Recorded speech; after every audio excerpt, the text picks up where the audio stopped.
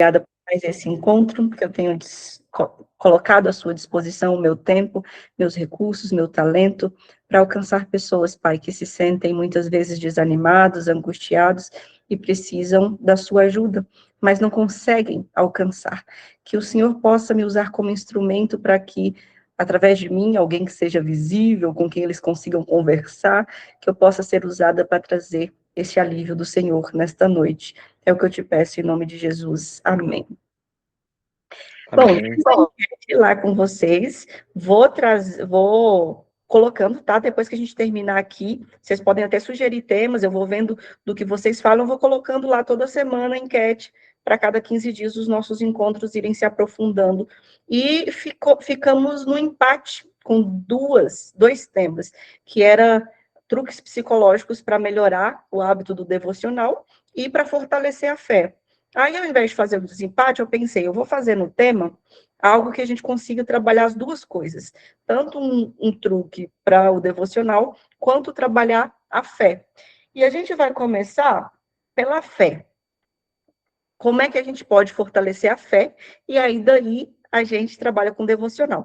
Porque a dificuldade de fazer um devocional também é sintoma de alguma coisa, de alguma outra dificuldade. Não necessariamente de um afastamento de Deus, mas talvez de uma dificuldade sua mesmo em manter o seu cérebro na disciplina. Para que vocês entendam o que é fé, a gente vai fazer uma comparaçãozinha aqui, ó. Deixa eu colocar aqui para vocês. Tá? A gente vai fazer uma comparaçãozinha aqui de esperança versus fé, tá bom? Por que eu trouxe essa comparaçãozinha para vocês? Porque a fé é um dom que vem de Deus. Paulo mesmo já diz, né, sobre os dons do Espírito, a gente vê também a fé apresentada em outros lugares como algo que nós aprendemos com Deus. O Espírito Santo atua em nós e a gente tem fé. Então, a fé é uma coisa que nós recebemos. O Espírito Santo coloca em nós, ele vem e a gente tem fé. A fé está relacionado ao quanto a gente crê e confia em algo que a gente não vê. Como disse Paulo, a fé é a certeza daquilo que não vemos, a convicção daquilo que se espera. Então, ter fé, na verdade, é confiar em uma promessa. Isso é ter fé.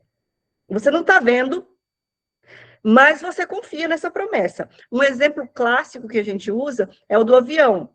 Você não conhece o piloto, você nunca viajou com ele, você não sabe quem é, mas você acredita na promessa de que se ele está ali, ele sabe o que está fazendo e ele vai te levar de um lugar até outro. Então, a fé está relacionada com a nossa capacidade de confiar em uma promessa. Segura isso aqui, tá? Se vocês precisarem, anota. A fé está relacionada à capacidade de confiar em uma promessa. Porque você não tem provas, você não tem nada, você só confia na promessa, na palavra. E esperança, Drica? O que é esperança? Esperança já é a sua capacidade de confiar que algo bom pode acontecer e que as nossas ações podem influenciar o futuro. Então, vamos entender aqui. Fé, promessa. Esperança, minha ação. Boas consequências da minha atitude. Quando uma pessoa está desesperançosa, o que a gente está dizendo sobre ela? A gente está dizendo que ela não acredita que é capaz. Ela não acredita que vai conseguir. Então, se ela falta esperança, ela pensa assim: eu não vou conseguir. Não é para mim. Isso não vai resolver. Então, enquanto que a fé é direcionada a Deus e o que ele pode fazer, é importante entender que a esperança ela está associada a nós e ao que nós somos capazes de fazer. Eu vou até parar aqui o compartilhamento, porque agora eu quero que vocês olhem só para mim, porque isso que eu vou dizer é importante. Muitas vezes, você está desanimada, desanimado, triste, e você acha que está faltando fé, quando, na verdade, está faltando esperança. Ou seja, você é uma pessoa que acredita em Deus, acredita nas promessas de Deus. Você só não acredita que elas servem para você. E não é por causa de Deus, não é porque você duvida dele, ou não é porque você duvida da bondade dele, é porque você duvida de si mesmo. Você acha que você está em pecado. Ah, mas eu sou tão pecador, então Deus não vai me cuidar. Você acha que você está fazendo alguma coisa errada. Ah, eu estou fazendo alguma coisa errada, então Deus não vai intervir. Então a questão é muito mais com você do que com Deus. Faz sentido para vocês? Alguém já se sentiu assim? Curte aí, tem uns negocinhos, curte aí para eu saber se alguém já se sentiu assim, ou pode mandar aqui no chat também para eu saber. Ou seja, Drica, eu tenho total confiança em Deus. Só que o que eu não sei, Drica, é se eu tô fazendo a coisa certa, se eu tô no caminho certo para que Deus possa nesse caminho, então, mudar a minha vida. Tá fazendo sentido? Ó, a separação aqui. Agora, Drica, se a fé é a crença na promessa e a esperança é a crença em mim mesmo, nas minhas atitudes, por onde a gente começa para fortalecer a fé? A gente começa pela esperança. Porque a fé, ela é um processo natural que vai se fortalecendo em você à medida em que você caminha mais com Cristo. À medida em que você tem mais intimidade com Ele, a fé vai se fortalecendo. A esperança não. A única forma de você fortalecer a esperança é com atitudes. E eu vou dar um exemplo prático para vocês com a ciência. Quem aqui já assistiu esse videozinho aqui? Eu não trouxe o vídeo, só trouxe a foto para a gente economizar o tempo, mas eu vou contar para vocês. Esse videozinho aqui do teste dos marshmallows. Levanta a mão ou curte aí para eu saber. Alguém já viu esse teste dos marshmallows? Olha, é um teste. Você está vendo esse menininho aqui? Ele está sentado na cadeira e tem um marshmallow. Que os cientistas chegam para ele e falam: olha, se você esperar 15 minutos e não comer o marshmallow agora, daqui 15 minutos eu volto e eu te dou mais um marshmallow. Então, ao invés de ganhar um só, você vai ganhar dois. É muito legal, não é? É ótimo. Em 15 minutos você vai duplicar. Só que a maioria não conseguia. E aqui a gente vê a cara de angústia desse menino. Ele olha, ele cheira, ele chega perto. A maioria não conseguia esperar. E a gente via esse experimento na faculdade. Várias pessoas já replicaram esse experimento depois da primeira vez que ele foi feito, um clássico, para dizer assim, que o ser humano não é bom em esperar coisas futuras. Lembra da promessa que eu falei? Vai dizer que o cérebro humano, ele naturalmente tem dificuldade de esperar recompensas futuras. Ou seja, é como dizer que a natureza humana tem dificuldade para ter fé, porque a gente prefere o que está vendo do que uma promessa. Mas olha que coisa interessante. Recentemente, refizeram esse estudo com uma modificação. Ao invés de apenas entregar um marshmallow e fazer essa promessa, eles fizeram uma prévia antes. E eu não conhecia esse estudo, eu fiquei conhecendo recentemente que alguém me mandou. O que eles fizeram? O experimentador fez uma promessa para a criança. Ó, se você fizer tal coisa, eu vou te dar uma caixinha de giz de cera de presente. Aí a criança fez, ela veio e trouxe e deu esses giz de cera. Mas para um grupo de crianças, elas fizeram o quê? Prometeram o giz de cera, mas não deram o giz de cera. Dois grupos, um que recebeu, outro que não recebeu. Só depois dessa primeira parte é que fizeram o teste do marshmallow. Aí depois vieram com as mesmas crianças e falaram: ó, vou deixar o marshmallow aqui, se você não comer em 15 minutos eu voltar, você ganha um segundo marshmallow. Olha que interessante o resultado. As crianças que ganharam giz de cera, a maioria conseguiu esperar e comeu o marshmallow. O que os pesquisadores encontraram, então? Não é que o nosso cérebro tem dificuldade natural em esperar a promessa. É que se as pessoas quebraram muitas promessas com você, o seu cérebro tem dificuldade em confiar em promessas. Então, se você cresceu em um ambiente onde as promessas e as palavras não valiam nada, o seu cérebro não foi uma escolha que você fez, entende? Não foi que você olhou e falou assim, eu nunca mais vou confiar em ninguém, nem em Deus, e nem em mim, e nem em nada. Não, não foi isso que aconteceu. O que aconteceu foi que o seu cérebro, para se adaptar ao ambiente, ele perdeu a capacidade de esperar a promessa ser cumprida. Porque é muito mais inteligente, de acordo com ele, eu pegar o que eu tenho aqui agora, o que eu estou vendo, o que está nos meus olhos. É muito mais esperto confiar nisso que eu consigo ver. Porque as minhas experiências passadas demonstram que se eu esperar por aquilo que eu não vejo, eu estou lascado. Eu não vou receber. Faz sentido para vocês? Vai curtindo aí para eu saber. Só estou vendo 3 pessoas, não estou vendo mais ninguém, então é bom que vocês vão curtindo e eu saber que vocês estão ouvindo e estão entendendo. Então, vamos aprofundando. Olha, Drick, então não dá. O que não dá para aumentar minha fé? O que dá para eu fazer? Ensinar o meu cérebro a confiar em promessas. À medida que o meu cérebro começa a confiar mais nas promessas, não só de Deus, tá? E aí a gente vai entender uma coisa importante. Não é que eu estou dizendo para vocês confiarem em todo mundo, não. Eu estou dizendo para vocês começarem a se relacionar com pessoas que cumpram as palavras, entendeu? Porque se você quer confiar mais em Deus, mas você só se relaciona com gente que a palavra não vale nada, você está colocando o seu cérebro constantemente nesse ambiente aversivo, nesse ambiente onde as palavras não valem nada. Então, não estou querendo dizer que todo mundo vai cumprir as promessas, mas comece a dar prioridade na sua vida para se relacionar com você a pessoas cuja palavra vale alguma coisa. Pessoas com integridade, pessoas com honestidade. Evitem, dentro do que é possível, pessoas que você sabe que ativa esse gatilho do não dá para confiar. O mundo não é um lugar seguro. Então, a gente vai começando a ensinar o cérebro a lidar melhor com promessas. E a gente vai começando também a desenvolver a esperança. Como é que a gente pode desenvolver a esperança de forma prática? O que é que dá para fazer para você desenvolver a sua autoeficácia? Em psicologia, a gente chama de autoeficácia, tá? Essa capacidade, essa esperança, essa sensação de que você consegue fazer alguma coisa por você mesmo, de que tem esperança para você, de que dá para fazer alguma coisa. Experiência de domínio.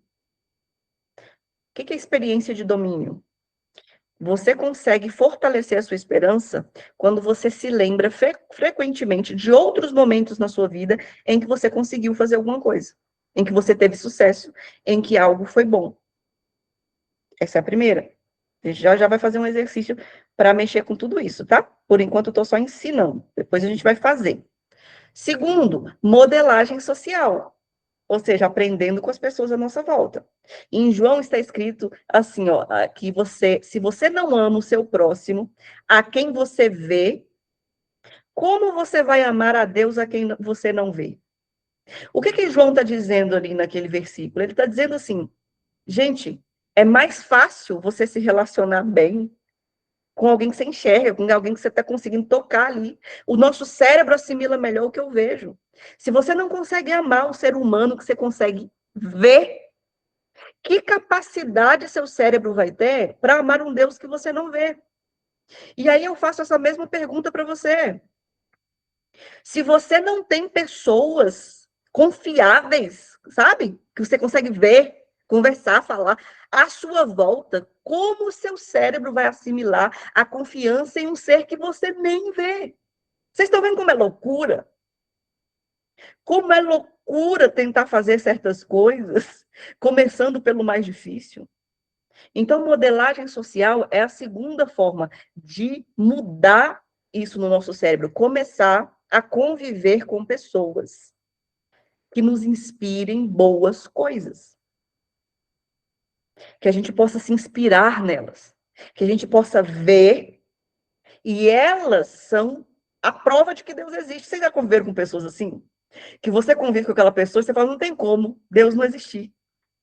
Que essa pessoa aqui, na minha vida, a prova de que Deus existe é essa pessoa aqui, o jeito que ela trata os outros, o jeito que ela foi transformada por Cristo, ela é a prova de que Deus existe. Então, duas chamadas para você. Uma, comece a conviver mais com pessoas assim. E duas, seja você também uma pessoa assim. Uma pessoa tão transformada, tão gentil, que as pessoas olham para você e falam assim: eu tenho certeza que Deus existe, porque esse fulano ali é a cara dele. A segunda. Terceira, persuasão social. É você também estar presente, estar se alimentando de comentários positivos a seu respeito. Então, vamos a mais uma coisa que a gente precisa aprender. Se você só convive com pessoas que te criticam, que te colocam para baixo, vamos voltar lá para a infância, quando é construída essa base no nosso cérebro? A maioria das pessoas que eu recebo na clínica hoje tiveram uma infância com pais muito críticos, muito severos, em que nada estava bom, em que o tempo todo estavam sendo criticados. Quando fazia alguma coisa boa, ninguém via. Quando fazia alguma coisa ruim, apanhava. Pessoas que viveram... Olha o seu cérebro aí, olha o que ele está aprendendo. A vida toda, você está aprendendo que você não vale nada. Aí, o que você faz? Você cresce, aí vai arrumar um namorado, um marido. Quem é que você vai escolher como namorado, como marido, como namorada? Escolhe um dito cujo crítico, mal-humorado, ou, no caso, só temos um homem aqui, acaba escolhendo. Por quê? Porque é o que seu cérebro conhece, é o que ele sabe lidar. Ou seja, você vai constantemente se colocando nesse lugar, você nunca muda o padrão. E aí, quando você tem um amigo, uma amiga que te coloca para cima, que te elogia, você não acredita. Você fala, não, não sou isso tudo, não. Por quê? Porque o seu cérebro já se habituou a ser colocado para baixo. Então, a gente precisa modificar isso. Inclusive no nosso diálogo interno. Começar a falar melhor de si, se abençoar. Comece você a abençoar a si mesmo. Eu abençoo o dia em que eu nasci. Porque eu sou uma bênção para a humanidade. Eu posso não estar sendo agora porque eu sou doente, eu estou adoecido. É uma fase, mas se Deus permitiu que eu nascesse, é porque eu sou uma bênção para a humanidade. Comece a usar de persuasão social consigo mesmo. E o quarto é estados fisiológicos, ou seja, uma mulher na TPM, ela vai tender a ser mais desanimada, talvez. Se você está com burnout, se você está estressado, se você... Ou seja, se você está com fome, se você se alimenta mal, se você dorme mal, se você não cuida do corpo, por isso que a Bíblia já fala, quer comais, quer bebais ou façais qualquer outra coisa, fazer tudo para a glória de Deus. Porque se você não cuida do seu corpo, isso altera seu estado fisiológico e vai alterar também a forma com a qual você pensa e a forma com a qual você se sente. Faz sentido para vocês? E quando a gente fala em confiar em promessas, não apenas as promessas quebradas conosco acabam enrijecendo o nosso cérebro, nossa plasticidade cerebral, e deixando ele menos propenso à fé, como também a sensação que nós temos de que Deus quebra as promessas dele conosco. Agora aqui eu vou falar de um assunto polêmico, que é, eu sei que muitos de vocês, se não todos, e eu vou falar que eu já me senti assim, já ouviu uma promessa de Deus e falou, Deus vai cuidar de você, e pensou, mas ele não cuidou daquela vez lá. Tem ou não tem alguma coisinha aí na sua cabeça que você fala assim, não, e aquela vez lá, que ele não fez nada? Como é que eu posso confiar que ele vai cuidar agora, se aquele dia lá, esse mesmo, ele deixou que isso acontecesse? Ele não cuidou de mim. A gente não fala disso, né? A gente finge que aceita, não, Deus está sempre comigo, mas lá dentro está doendo. Lá dentro você não concorda. Quando os clientes vêm até mim na terapia individual, às vezes eles ficam com medo de falar o que pensam, o que sentem sobre Deus, porque eles têm medo de Deus ficar bravo. Aí eu falo para eles, fulano, e você acha que Deus não sabe? Porque você não falou, você acha que Deus não sabe. Porque você não reclamou, você acha que Deus não sabe. Que você está guardando o rancorzinho dele. Daquela situação lá no passado que você queria que ele intervisse e ele não interviu. Deus sabe.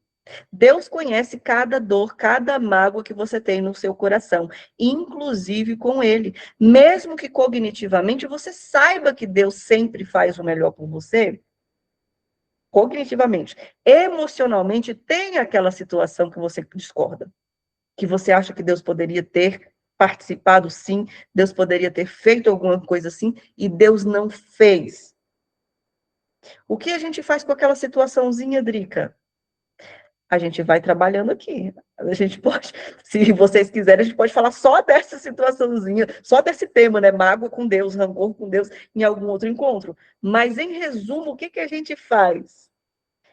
A gente conhece a nossa história. Esse é o diferencial de uma terapia, especialmente uma terapia com Cristo, uma terapia considerando Cristo. Você vai ampliar a sua história, porque você enxerga a sua história assim, ó. A gente tem que tirar a sua história daqui e ampliar. Assim como Deus não enxerga assim, Deus enxerga do alto, Deus enxerga o geral. Não tem como você enxergar o geral de tudo, mas tem como você enxergar o geral da sua história. Eu atendi uma cliente uma certa vez que ela tinha muitas mágoas com Deus, justamente por isso, por ter sido abandonada, por ter sido abusada, muitas coisas aconteceram. E a gente fez um exercício com ela da história dela, é um exercício que a gente faz na terapia em grupo, no Vida com Sentido, mentoria em grupo. É um exercício que se chama linha do tempo da sua história. A gente faz e analisa toda a linha do tempo, desde quando você nasceu até hoje. E aí teve a sessão que ela trouxe para mim e falou assim, Drica, eu estou emocionada com o exercício. Porque quando eu fui fazer o exercício do jeito que você me pediu, eu vi que Deus enviou pessoas para cuidar de mim a vida toda. Ó, em tal ano era fulano, em tal ano era vizinha, em tal ano era o professor, em tal ano era não sei quem. E eu não tinha reparado nisso. Se você não conhece a sua história, você não vai conseguir desenvolver, não vai conseguir lidar com essa mágoa. Porque vamos entender que as pessoas têm livre-arbítrio. Deus não dá livre-arbítrio só para quem é bom, só para quem serve a Ele. Ele dá livre-arbítrio para todo mundo. Se a pessoa escolhe fazer a vontade de Satanás, ela vai te magoar. E não é só os outros, não, gente. Seja sincero com você mesmo. Você nunca foi usado por Satanás, assim, num dia que estava longe de Jesus, falou que não devia, maltratou alguém, foi ríspido com alguém, foi desonesto numa transação. Você vai me dizer que isso nunca te aconteceu? Você nunca fez nada assim que feriu outra pessoa? Vai, porque num deslize que a gente dá, ele usa. Então, essa minha paciente, várias pessoas tinham sido usadas por Satanás na vida dela e ela estava pegada a isso. Mas ela não tinha percebido ainda que ao longo da vida Deus tinha mandado aqueles que escolheram ele. É porque não dá para ele mandar uma pessoa que rejeita ele. Então, se eu sou uma criança e a minha mãe, ela rejeita Deus ou não conhece a Deus, tá? Não importa que ela seja minha mãe, ela não conhece a Deus, ela vai ser usada por Satanás, sim, para me traumatizar. Mesmo que ela me ame, gente, porque a gente não pode se esquecer que nós vivemos em um mundo de pecado e existe um grande conflito entre o bem e o mal acontecendo. Mesmo que ela me ame. Então, vamos falar uma questão real.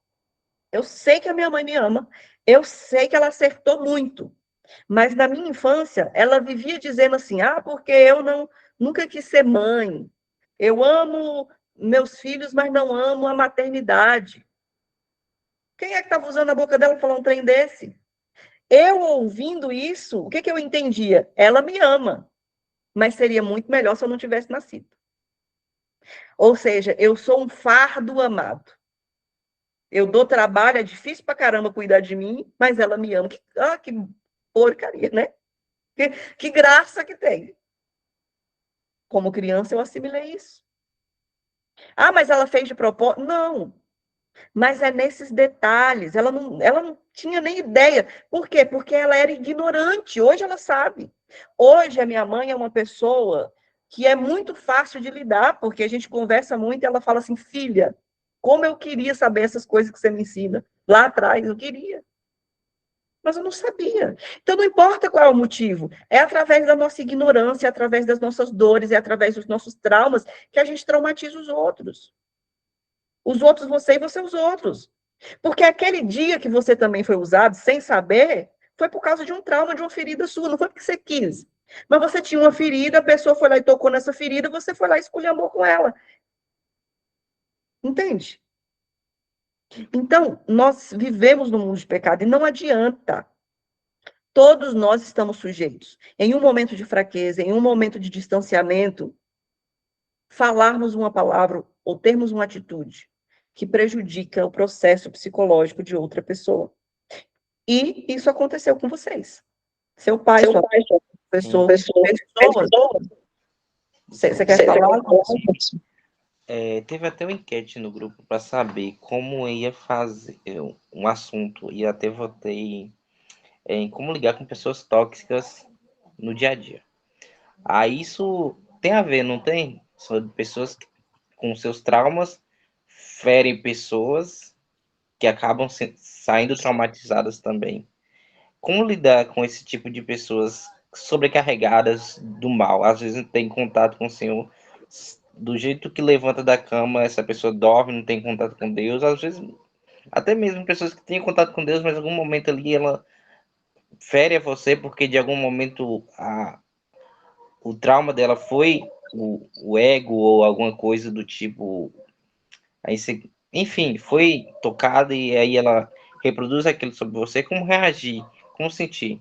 Porque eu geralmente, como eu sempre prefiro que doa em mim do que doa no outro, o que acaba doendo o dobro. Aí, como fazer? Porque nessa situação onde você não pode replicar, às vezes, a depender, se não sabe da maneira certa, né? Acaba criando uma contenda. Como reagir disso? Olha, eu vou deixar o tema na segunda enquete, tá? Eu vou fazer uma enquete com esse tema de novo e com o tema que surgiu aqui agora, que é sobre mágoas com Deus, coisas guardadas em relação a Deus. Porque não dá para eu te responder eu digo assim, não tem como dar uma resposta simples para uma questão complexa. Essa é uma questão complexa, que envolve muitas coisas. Então não dá para eu te responder sem fugir do tema e acabar que a gente não faz nenhuma coisa nem outra, nem termina o tema que eu estou passando e eu nem consigo me aprofundar no seu, tá bom? Então guarda aí, volta na próxima e a gente fala sobre pessoas tóxicas. Mas a princípio, é importante que vocês entendam que essas relações alteram a forma com a qual a gente se relaciona com Deus. E agora a gente vai para o exercício. Então, peguei seu papel, sua caneta. Esse exercício é um dos muitos que nós faremos juntos aqui. Eu vou apresentar para vocês um PDF que eu já mandei antes, já dei de presente antes esse PDF. Faz parte. Cadê que não está aqui? Esse PDF faz parte dos recursos também terapêuticos do Vida com Sentido, mas eu já disponibilizei ele gratuitamente algumas vezes, e nós vamos passar por ele, tá? Aqui, isso aqui é um devocional terapêutico que eu formulei com base nas coisas que eu ensino para tornar o devocional mais fácil. A gente vai passar por todas essas técnicas do devocional terapêutico, tá? Aqui a gente vai passar pela planejamento do dia, técnicas de relaxamento, a gente ainda vai passar por isso, mas hoje a gente vai fazer a oração de Josafá. Josafá foi um líder de Israel que ele fez uma oração muito poderosa em 2 Crônicas 5:19, e junto com os meus estudos, com as coisas que eu já li nessa busca, até mesmo para a minha própria saúde mental, eu vi na oração de Josafá um bom exemplo de algo que poderia ser terapêutico. Inspirado na oração de Josafá, eu criei essa estrutura de oração terapêutica. Eu vou fazer o seguinte, Isabel, não tem esse material. Esse material eu vou disponibilizar para vocês no final dos nossos encontros temáticos aqui. Eu vou ver quantos encontros vão dar, tá? Eu vou disponibilizar para quem tiver mais de 70% nas aulas. Toda vez que eu disponibilizo alguma coisa de graça, uma coisa que eu fiz para vender e eu dou de graça, É de graça financeiramente, mas vocês têm que fazer alguma coisa. Seja participar das aulas, seja compartilhar vídeo, seja compartilhar o link. Eu vou pedindo coisas de vocês, em troca eu disponibilizo. Então, vai ser assim com esse material, tá bom? No final, quem tiver presença, tiver convidando pessoas para participar do grupo, aí eu mando para vocês ele, tá bom? Assim que a gente passar por todas essas coisas, por tudo isso que está aqui, que eu vou ensinar. E agora a gente vai fazer essa oração de Josafá com o objetivo de melhorar um pouco essa autoeficácia e fortalecer a fé. E essa oração, você pode usar ela no seu devocional todos os dias. Então, se você não sabe como orar, ou às vezes você não ora porque você não sabe por onde começar, ou não sabe o que dizer, ou às vezes a oração te deixa ansiosa, orar te deixa ansiosa, porque isso acontece também. Tem muita gente que não ora porque está fugindo do problema. E aí sabe que se orar vai ter que encarar o problema. Então prefere nem orar, que é para não ter que pensar no problema. Já aconteceu isso com vocês? Eu não vou nem orar, porque eu não quero nem pensar nos problemas que estão me acontecendo. E esse exercício aqui vai te ajudar com isso. Então vamos fazer juntos, tá? Eu vou explicar cada etapa e você vai ter 2 minutos para fazer isso aí. A gente vai começar no verso 5 e 6, quando Josafá vai adorar a Deus. Então, você vai começar com isso. Você vai ter, aqui nem precisa de 2 minutos. 1 minuto para você descrever quem é Deus para você. Você vai exaltar os atributos divinos, mas não de forma clichê, tá bom? Não de forma maravilhoso. Você vai exaltar os atributos que você está sentindo agora, assim. Sabe que você precisa de Deus? Você está precisando que ele seja um pai? Você vai dizer porque o Senhor é um pai bondoso. Você está precisando que ele seja um sócio nos seus negócios? É isso que está te angustiando hoje? Você vai dizer, Senhor, eu creio que o Senhor é sócio, que o Senhor trabalha comigo, que o Senhor é grande, que o Senhor é inteligente, que o Senhor... É isso. Eu quero que você saia do clássico, Deus maravilhoso, soberano. E se conecte com ele. Quais são as características de Deus que é bom ele ter, que vai te ajudar no que você está sentindo agora? O Senhor é meu marido, o Senhor é meu pai, o Senhor é meu amigo. 1 minuto para vocês aí. E um tempinho eu escrevo.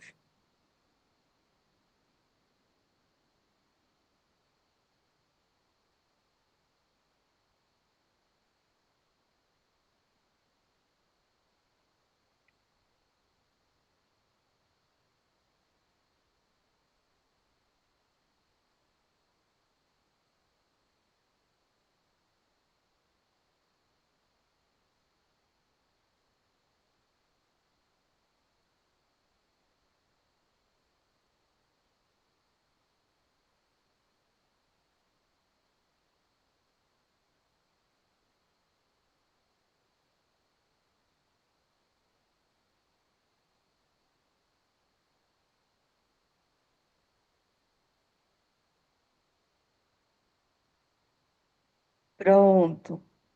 Todo mundo terminou? Sim? Vamos para o nosso segundo passo.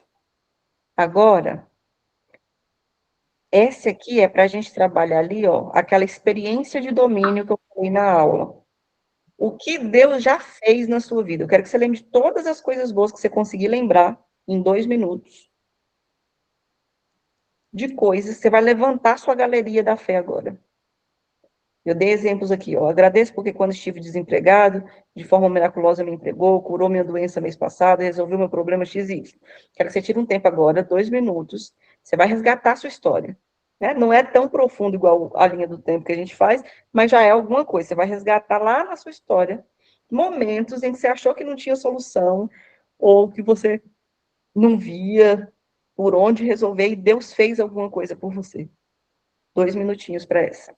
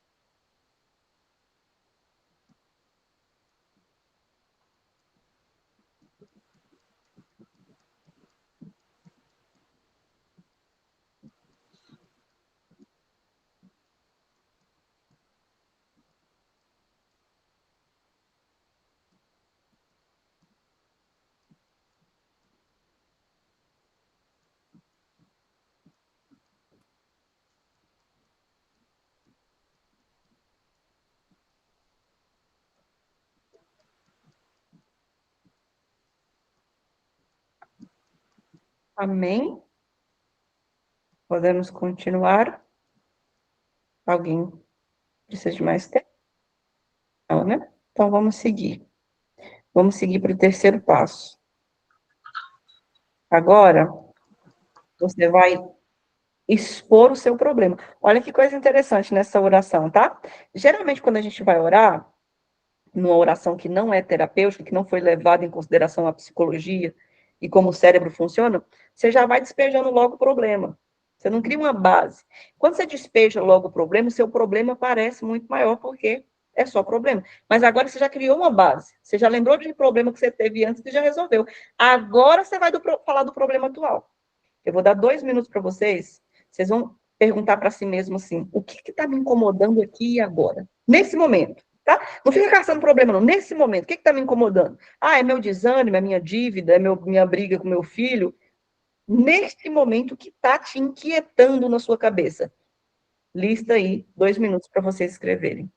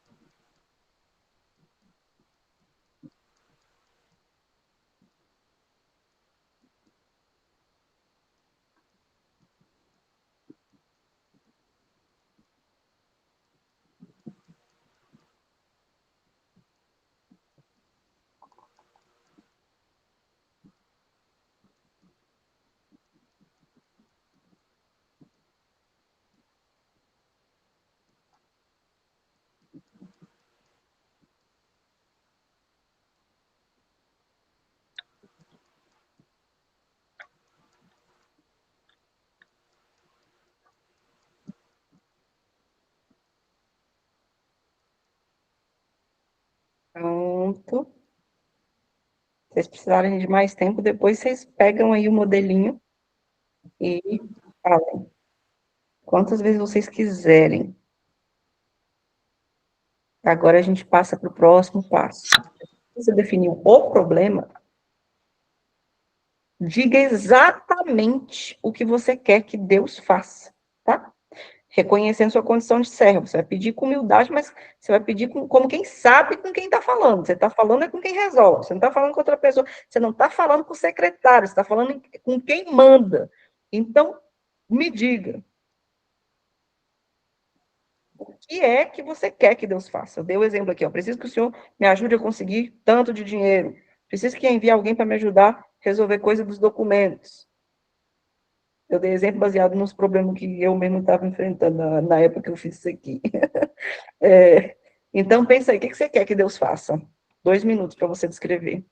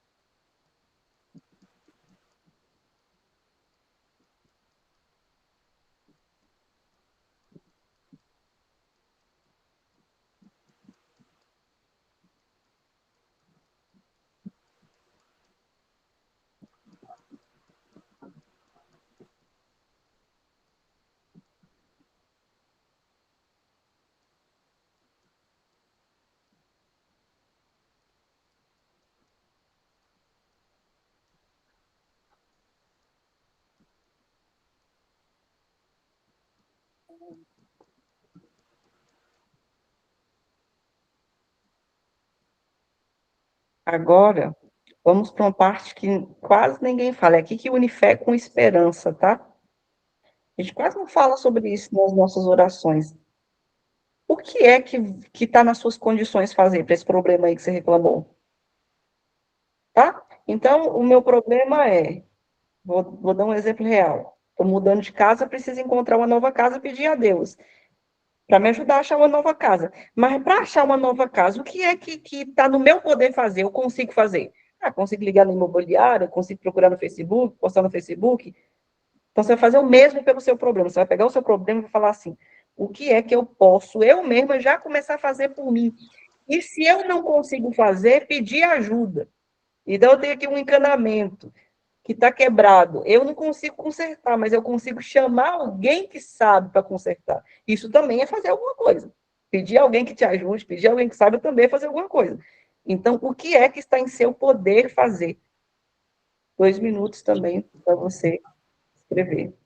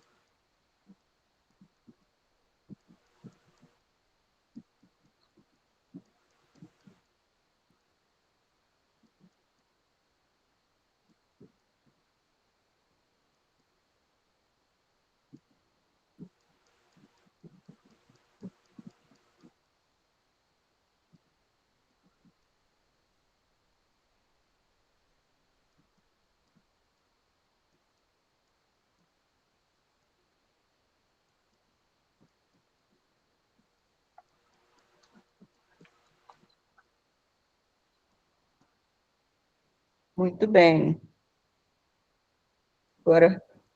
Agora é o tchan da questão, tá? O Evangelho segundo Marcos diz que aquele que orar crendo que já recebeu, a oração vai ser atendida. Agora eu quero que você tire os últimos 2 minutos para agradecer a Deus por resolver esse problema que você acabou de descrever aí e pedir ajuda dele. Você já agradece agora. Eu agradeço porque o Senhor está me ouvindo, agradeço porque isso já foi resolvido, agradeço porque já está no caminho da resolução. Você vai tirar, não precisa de 2 minutos, porque você já escreveu tudo, é só agradecer. Então, 1 minutinho para você escrever a gratidão que você está sentindo por Deus, a Deus, por Ele ter te ouvido nesse problema que você pediu Ele para te ajudar.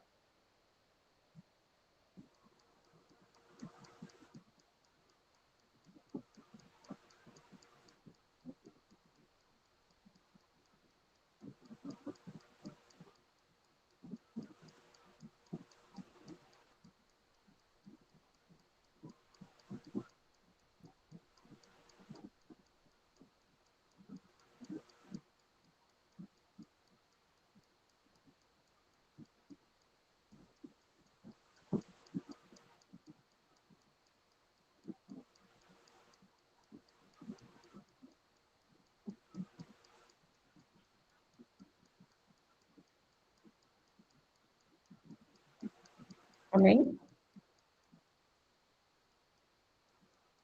Vamos encerrar, então, o nosso exercício.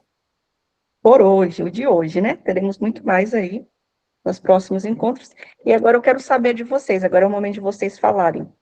Qual foi a sensação de escrever a oração com essa técnica, com essa estrutura de argumentos? O que vocês sentiram? Olha, eu gostei bastante, porém tive dificuldade na última, porque quer dizer assim, como eu poderia agradecer a Deus, sendo que o meu pedido é justamente para me sair da procrastinação, sair da ociosidade, ir atrás de um curso, ir atrás de um trabalho, e não deixar que o meu problema psicológico me limite. Minhas irmãs que me acompanham quando eu vou sair, quando eu vou para a cidade, aqui no campo não, que eu moro no interior. Mas quando eu fui no CAPS, aí minha irmã foi atrás de mim, eu falei, não vou só, ela foi atrás de mim. Então é sempre nessa luta de não ter essa autoindependência, pelo menos. E também a procrastinação aqui, a monotonia. Hoje eu fiz caminhada semana passada, eu parei, aí comecei hoje e não foco essa procrastinação toda. Aí eu falei, eu coloquei, o que Deus poderia fazer para você? Eu coloquei, fazer a vontade dele. Porque só me resta esperar, sabe?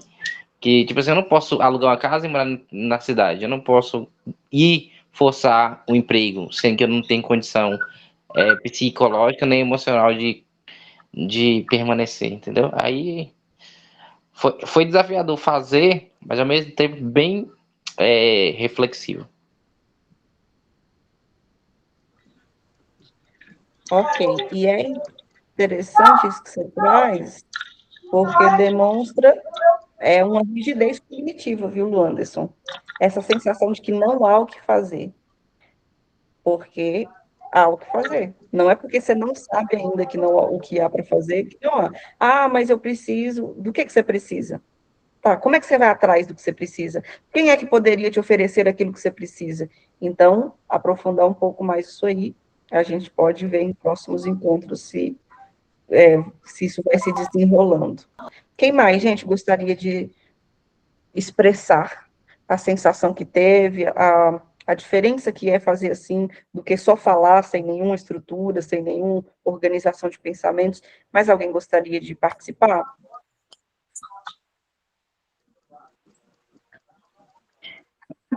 Boa noite. Eu percebi que meus problemas não é tão grande como eu estava depois que eu escrevi e fiz essa retrospectiva das bênçãos de Deus em minha vida. Meus problemas ficaram menores. Que bom, Fabi.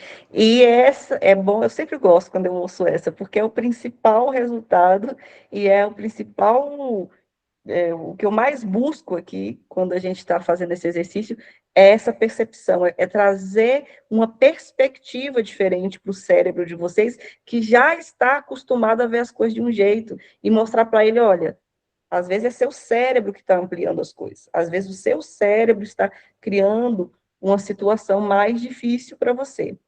E fico feliz que atingimos esse resultado com você. Quem mais, minhas amadas, gostaria de compartilhar? Mais alguém? Dá Não? realmente uma sensação de que já recebeu, né? Quando chega no final que você agradece, parece que você já recebeu. Uhum, uhum. E bom, então, esse exercício, mais alguém ia falar? Você ia falar, Rônia? Não? A sensação, né, de que é como que eu já recebi uma coisa que eu ainda não vi, né? Então, assim, é uma sensação boa de fé, né? Eu falo assim, poxa, eu já coloquei aqui, eu até escrevi aqui que eu tenho certeza que Deus vai responder, porque nenhuma oração é rejeitada, né? Então, esse sentimento de Uhum, certeza que vai dar certo, que vai acontecer, né? E que Deus é uhum. comigo. Então, assim, é bom, é uma experiência boa. Amém, amém. E olha que interessante, né? Porque a Rônia, é Rônia ou Ronia? Rônia. Roni, Rônia, Rônia, Rônia. Rônia. Ok, É, entendi. Rônia. Olha o que a Rônia trouxe. Essa sensação imediata de fé, ó, uma fezinha que começou a brotar, a fezinha que não estava, começou a nascer uma fezinha aqui. Gente, esse é o poder de entender como seu cérebro funciona. Quando você entende como seu cérebro funciona, você vai ver que a gente consegue forjar emoções nele. A gente consegue meio que obrigar ele a sentir as coisas que a gente quer que ele sinta e não o que ele está querendo sentir. Ou seja, você começa a ter mais domínio sobre suas emoções. Essa é a importância de aprender a cuidar das emoções. Eu espero que o nosso encontro de hoje tenha mostrado isso para vocês. A psicologia, ela pode muito servir à fé. A psicologia é criada por Deus, Deus criou a mente humana, Deus é o Deus da ciência. Então, a psicologia, se bem usada, ela pode facilitar e muito a nossa caminhada com Cristo. Fica aí meu convite para vocês, que daqui a 15 dias nós teremos um novo encontro, então fiquem de olho no WhatsApp, que eu vou mandar lá o coisinha do enquetezinha, para a gente escolher o nosso próximo tema, tá? E o que eu vou pedir para vocês? Se vocês quiserem, eu não vou mandar o documento todo, só o da oração, hoje, só essa paginazinha da oração, para quem me mandar uma mensagem falando tudo de bom que achou dessa aula, tá? Aí você me manda mensagem lá no WhatsApp, naquele contato mesmo que eu dou os avisos, o do Vida com Sentido, você pode mandar, só você mandar a mensagem, eu te devolvo mandando o PDF desse exercício da oração de Josafá para vocês. Temos um combinado? Ô, Drica, Fala, gata. repete para mim qual é o combinado, porque falhou. Na hora que você falou, falhou. Ah, eu vou mandar o PDF só com esse exercício da oração, para quem mandar uma mensagem no WhatsApp dizendo todas as coisas boas que gostou nessa aula, dando o seu depoimento do que você achou, de como foi, se valeu ou não valeu a pena participar. Você digita lá bem bonitinho, para eu postar no meu Instagram, e em troca eu mando esse PDF com o exercício da oração estruturadinho para vocês replicarem em casa, tá bom? Combinado? Então, encerramos por hoje. Agradeço a presença de todos vocês. Daqui 15 dias nos vemos novamente para mais um exercício sobre um novo tema. Até a próxima. Tchau.